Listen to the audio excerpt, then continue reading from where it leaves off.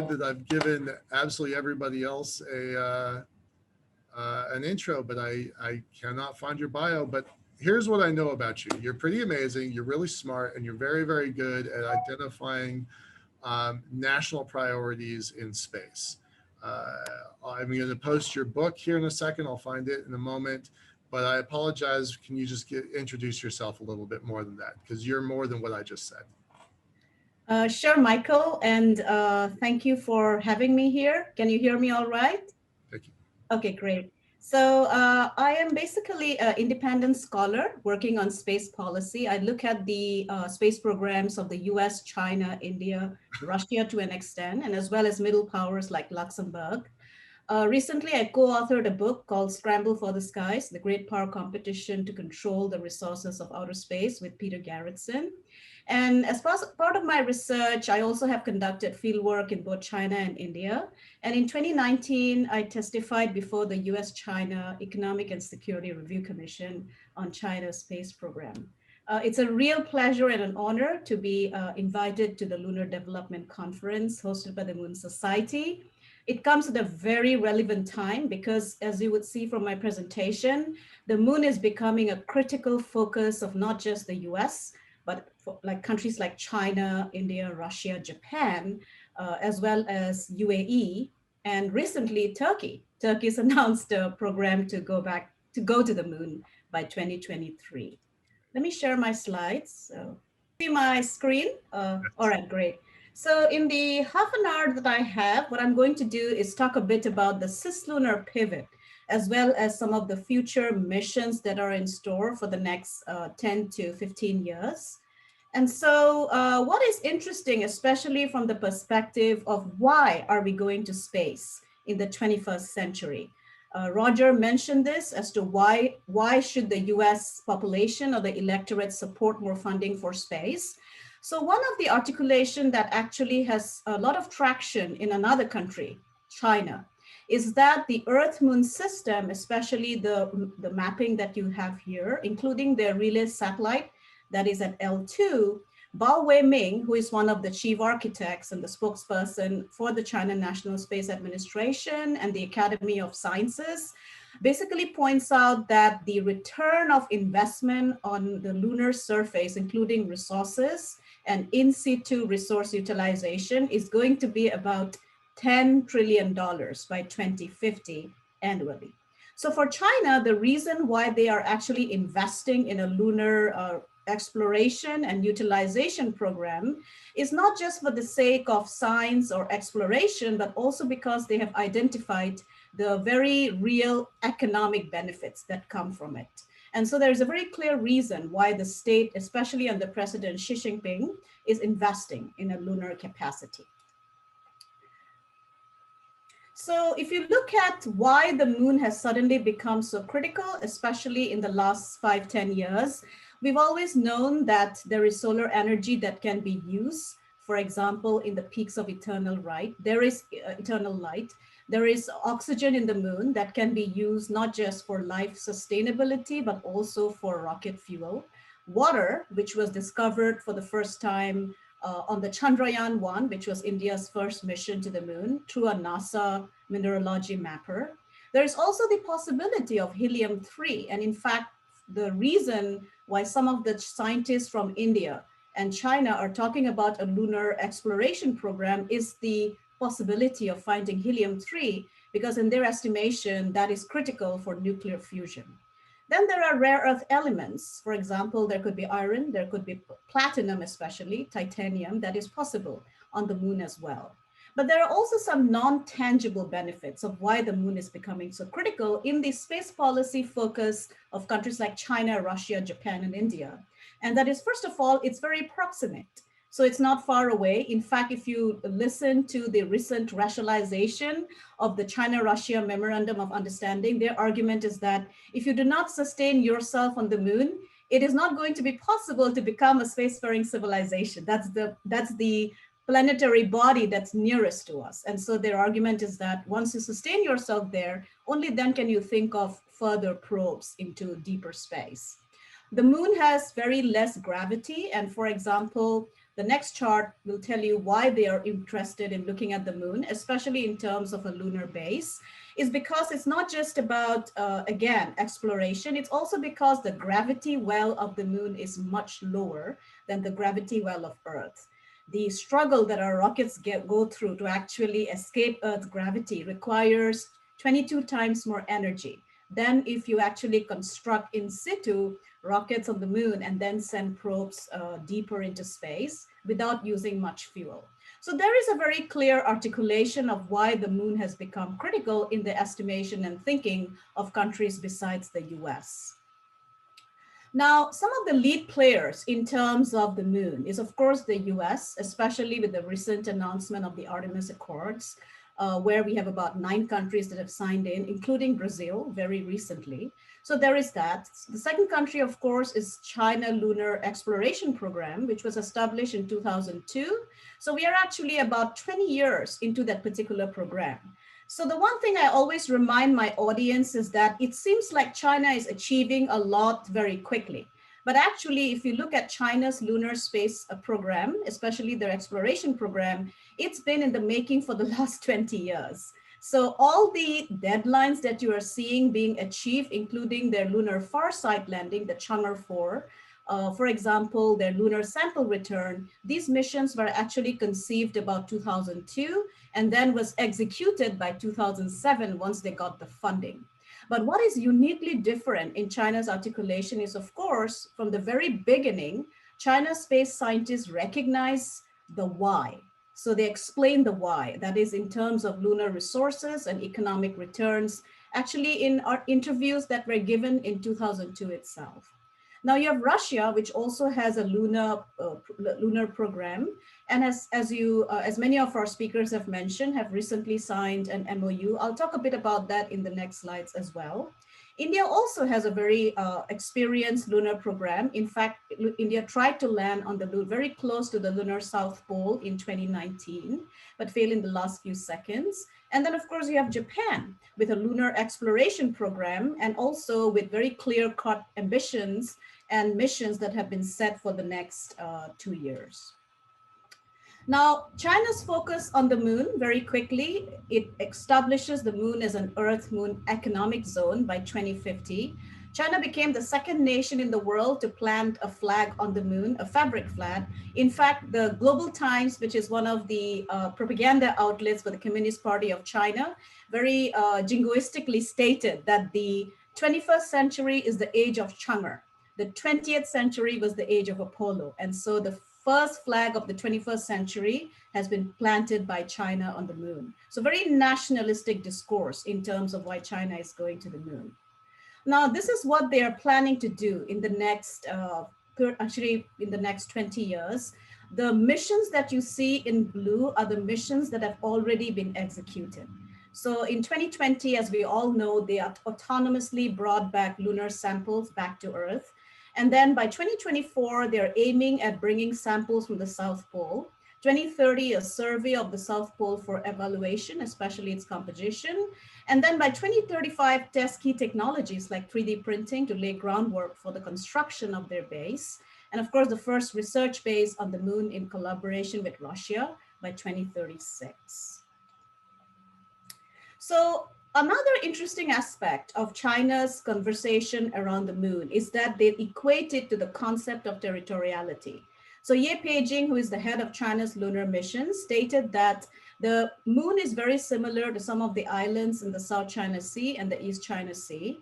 And so if we do not lay some kind of claim by way of presence, we will be actually questioned by our descendants. And this kind of logic was supported by Ouyang Jiang, who is their chief designer. And he pointed out that China's long-term aim and task is to set up a base on the moon. And this was in 2002. So they have been actually planning in establishing this base for a very long time. And then again, you can see the development and utilization of the lunar potential mineral and energy resources stated by Luang Angji, who is the former director of the China National Space Administration.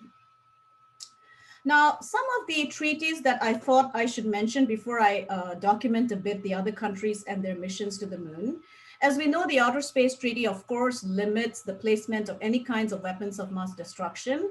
The one condition that the Outer Space Treaty lays is, of course, that you cannot have national appropriation of any real estate on any planetary body.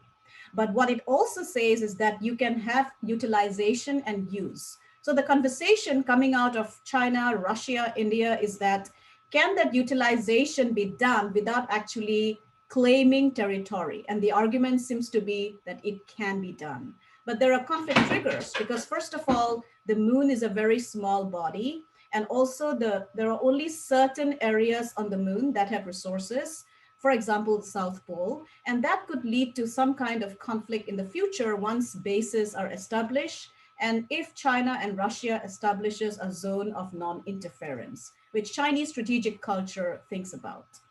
The Moon Agreement, of course, again, is another agreement that determines the geopolitics of the moon. It has not been signed by the major spacefaring nations, but about 18 nations have signed it.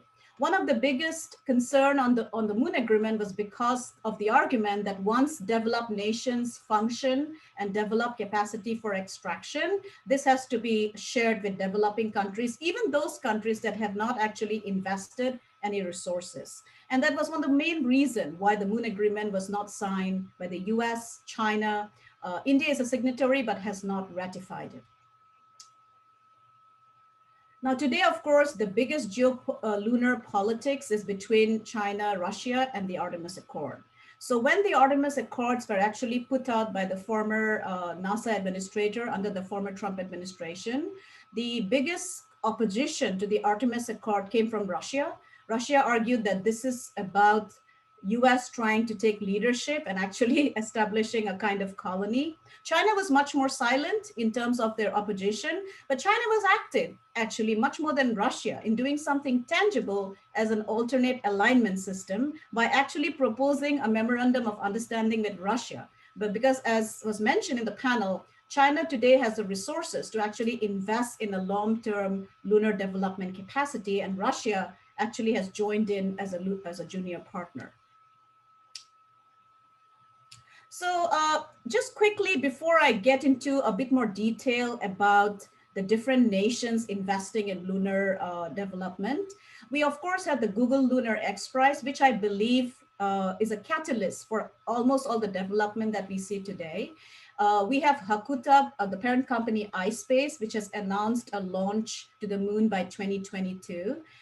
You have Team Indus, which was an Indian company that was supposed to also launch, was one of the finalists, but of course, the ability to fund for their launch fell out with the Antrix Corporation, which is the Indian Space Research Organization's commercial fund. They had to pay about 20 million, but could not get the funds for it. Today, Team Indus, of course, was part of Orbit Beyond, but then fell out of a contract with NASA. SpaceIL has announced that they would try again in terms of another moonshot by 2024 with the Bereshit 2 moon mission. I was looking at the website of Synergy Moon. They seem to want to have collaboration in terms of international efforts to go to the moon by 2022, this time to stay. And then you have Moon Express, which actually is now competing to become a part of the commercial lunar payload services program. So what is interesting is that almost all the 5 finalists are actually continuing their presence in one way or other. The most viable, of course, seems to be iSpace, with a very clear-cut program of going to the moon. So now let's get to the actual, what are we looking forward in terms of the future?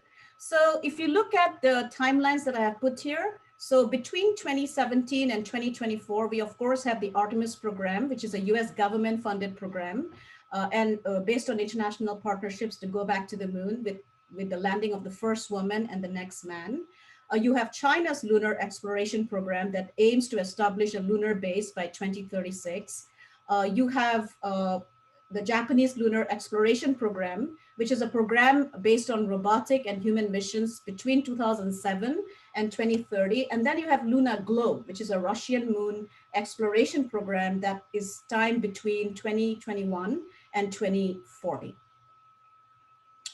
Now, by 2022, these are the missions that we can hope to see in terms of their ability to actually meet their deadlines. We have the Chandrayaan-3 from India Space Research Organization, which will be a repeat of the Chandrayaan-2, but will also include a lander and a rover similar to the Chandrayaan-2, but it will not have an orbiter. As we know, an orbiter is already around the moon because of the Chandrayaan-2 mission. You have some private companies that are wanting to go to the moon by 2022. You have Nova C2, which is a lunar lander designed by Intuitive Machines, and which wants to deliver a small commercial payload. I do know that Maston is developing the XL1 small cargo lunar lander, but their deadline has shifted from 2022 as I speak to 2023. So they have shifted it a year back. You have this is a mission to watch. You have the Hakuta R mission 1 by iSpace, which will include a lunar lander and will try to soft land on the moon. So they might actually become the first private company if they succeed to land on the lunar near side. Now in 2023, there are some major programs that are going to happen. We have Fleet Space Technologies Lunar Exploration Mission. You have NASA's Viper exploration rover. Then you have Hakuta R Mission 2 by iSpace and Draper Lab, which will include a lunar lander and a rover. You also have Blue Ghost, which is a lunar lander designed by Firefly, which is aiming to go to the moon by 2023. And then you have the Dear Moon Project, which is a lunar tourism mission. And we all know about that, which has made the news very, very much with Japanese billionaire Maezawa. By 2024, one of the missions that is going to have geopolitical significance is, of course, China's Chang'e 6, which is going to be a robotic Chinese lunar exploration mission to actually perform the first reconnaissance mission for their International Lunar Research Station with the aim to bring samples from the lunar South Pole. You have Rashid, the UAE's first lunar rover, which will include high-resolution cameras, and it's going to be launched on iSpace's space platform. So you can see collaboration between UAE and Japan. You also have Blue Moon by Blue Origin, which is a robotic space cargo carrier, which had aimed to be able to go to the moon by 2024. And then you have Roscosmos, Luna 26, which is a lunar polar orbiter, which plans to function as a telecom relay between the Earth and Russian landed assets. So between 2025 and 2027, again, you have several major Russian lunar probes. You have the Luna 27 with collaboration. And this is interesting because the Luna 27, which I don't think gets reflected in our conversation, is actually a collaboration with the European Space Agency to go to the moon between Russia and Europe. So they're planning to go to the South Pole Aitken Basin by 2025. You have Luna 28 again in 2027, which is again another mission that plans to go to the South Pole with the objectives of a sample return to support the Chinese mission a year earlier. Now, between 2028 and 2030, you again have several missions, but again, the mission to watch, I would say, are the joint Russian-Chinese missions. So China's Chang'e 7 will be an orbiter, rover, lander, and hopper to make detailed surveys of the South Pole region, covering the terrain, geological composition, and location of polar water ice. So I think that's one of the missions that is going to be utilized for the establishment of the Lunar Research Station. Now, in the last few minutes that I have, I'll say that one of the interesting insights that I got last month in June was when the China National Space Administration released their detailed roadmap of how they are going to actually create this international collaboration with countries, especially along the Belt and Road Initiative. So you can see these are the maps that they have put out in their detailed analysis of how they're going to go about. So they're actually starting the construction by 2031. So you can see that this planning has been happening for several years now. So by 2030, they'll finish the survey of the moon's South Pole. And then by 2031, they'll actually start the construction of the International Lunar Research Station. And they hope to complete it by 2035. And these are some of their concept designs of how the International Lunar Research Station would look like. And if you see their launch platforms, by 2035, they will have their heavy lift rocket, which is the Long March 9, which is capable of taking 140 metric tons to low Earth orbit. And the aim is to have 10 heavy lift rockets in 1 year. So they are actually having several missions planned by 2035.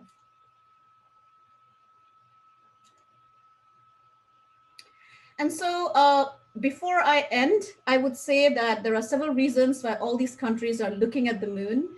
Basically, some of the missions are about investigating the origin and history of what the moon is. For example, Leonard Davis made an interesting point that we don't have that particular data as yet. So you have the Japanese Space Agency that is actually investing in looking at that kind of understanding of the moon. You have NASA's Lunar Crater Radio Telescope, which will of course be there in terms of astronomy, and the European Space Agency that is taking steps to understand how to extract resources like oxygen and water on the moon. Now, the Earth-Moon future, as I see it from my analysis of China, Russia, Japan, India, is that the basic priority is to actually establish permanent presence on the moon and to be able to sustain human presence. So some of the developments we can see by 2035 is that there will be helium-3 that will be extracted from the lunar regolith. We could have lunar mining, but what I see from the mapping of China especially, which is the most serious space lunar program, is that this will be based on autonomous capacity. And they are basically investing in that capacity and becoming leaders in artificial intelligence and robotics. And we would see moon ports in terms of their articulation. And so one of the connected technology, which I thought I should bring to the conversation, is that if you listen to China's articulation of their lunar exploration program, they're also developing a simultaneous technology that they think will benefit their lunar base, which is space-based solar power. So one of the designs which the China National Space Administration has developed is, of course, the design on the left. And this is what they plan to do. So they are hoping to actually be able to process a megawatt level space solar power station by 2050. We also have very small experiments in the US. The Air Force Research Laboratory has an experiment going on as we speak, and the US Naval Research Laboratory has an experiment in space trying to understand power beaming. So these are very interesting times in terms of looking at space, not just from a prestige reputation perspective, but actually from the perspective of the economic returns. Now, this is the present that you're looking at. This is not the Cold War. This is not just two space powers having space programs that are actually dominating the world. I thought I would create this map so that you get a sense of what has happened since then. It's unbelievable if you look at this map, how many space agencies have been established. And the recent, of course, as I mentioned, is the Turkish Space Agency that has announced a program for the moon. And you can see that Africa is starting to become very, very serious in terms of collaborating with China in terms of the Belt and Road Initiative to go to the moon, if possible. And I think it will be because the China-Russia International Lunar Research Station is calling out for partners in terms of creating that alignment structure. I'll finally end with this. So one of the important points in terms of looking at the lunar development is that we sometimes forget that the technology development is not the end goal. So if you look at China's articulation of why they are investing in the moon and why they are actually talking about cislunar space, it is located within the ideological perspective of President Xi, who wants to establish China as a lead actor in space. And one of the books which I found very insightful was The China Dream by Lu Mingfu, a retired colonel from the People's Liberation Army, who pointed out that the ability to persuade or coerce countries to behave in a manner that is beneficial to the country, yielding space power, is important. And that is why China should actually invest in an independent launch capacity, project and maintain military space power, and enable access to key zones in space, to include the moon and the Lagrange points. And this particular book actually influenced some of the People's Liberation Army Strategic Support Force leaders, like President Yang Zhuling, who pointed out in 2016 that China's focus is the Earth-Moon zone. And as Joss was mentioning, it's very critical that China's understanding of space warfare or war in general is that you actually win without fighting. So you develop your economic prospects and you establish yourself as a lead player without actually breaking down into war. And finally, I'll end by saying that this is what President Xi pointed out in terms of China's space dream. So he said, experience tells us that great undertakings begin with dreams, and dreams are the source of vitality. China is a nation that pursues dreams bravely. The Communist Party of China's Central Committee's decision to implement the Lunar Exploration Project is to pursue the nation's unyielding dream of flying into the sky and reaching for the moon in the journey of building a great modern socialist country and realizing the great rejuvenation of the Chinese nation. And what is insightful is that space is now included in terms of the China dream and is part of the civil military fusion strategy.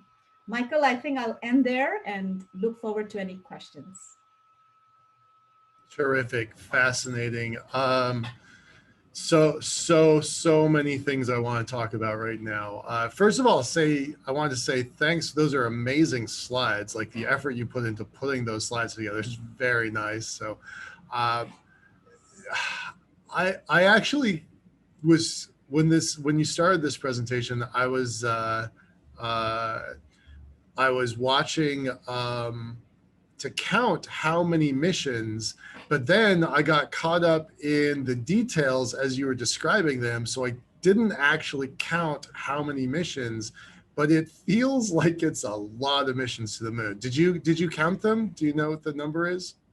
Well, from the top of my head, if you look at China's missions, there are about 12 missions 12. till about 2036. But then they are now collaborating with Russia, which also has about 10, 12 missions. So that itself makes it about 22 missions. And then you have the missions from Japan every year from iSpace. So that is about 4 missions. And so I would say that if you count India's missions and UAE's rover, I think it's about 30 missions from the top of my head. And that's, yeah, and that's just in the next 5-6 years. So we are not even talking about the distant future. No, right. Right? Yeah, so it's quite a lot. I mean, you know, to go from Dr.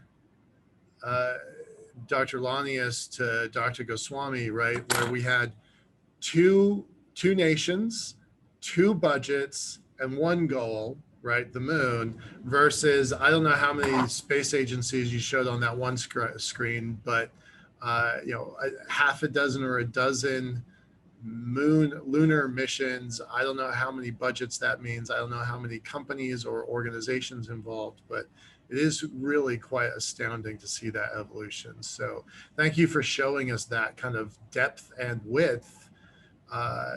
It's a new world right now. Like we're in a new space. Yeah, and I think, Michael, I would like to reiterate that it's not just, so there is a misunderstanding that just because we are talking about space, it's all about wonderful cooperation. That is what we aspire for and we hope for.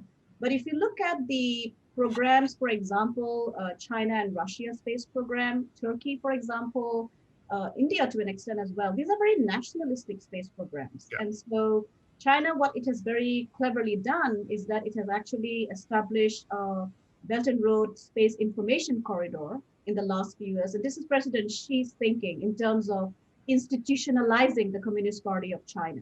So Xi learned a lesson from Hu Jintao and Deng Xiaoping that if you want to have the Communist Party of China as a central body in terms of decision making, you must have it institutionalized, including in foreign policy. So the Belt and Road Initiative, including space and the Lunar Development Program, has got credibility today because China has demonstrated capability. It's not like they're just saying things, they're actually executing those goals and meeting those goals, including their first landing on Mars this year, right? Which was a big achievement for them. Yeah. What that does is that it attracts partners. So for example, Turkey, Saudi Arabia is now talking about collaborating with China.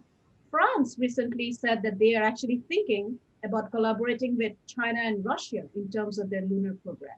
The first conversations I hear. So you have an alignment structure here that's vying for partnership with regard to the moon. You know, Roger was talking about glory, God, and gold. It definitely feels like there's a lot of glory to be had. I think that's why India attempted their mission, Israel attempted their mission. it's time. It's time for other nations to start developing their own lunar systems for their own glory. It's amazing. It's an amazing time right now. Thank you, Dr. Goswami. We're going to move on. Really appreciate your time here and your insight.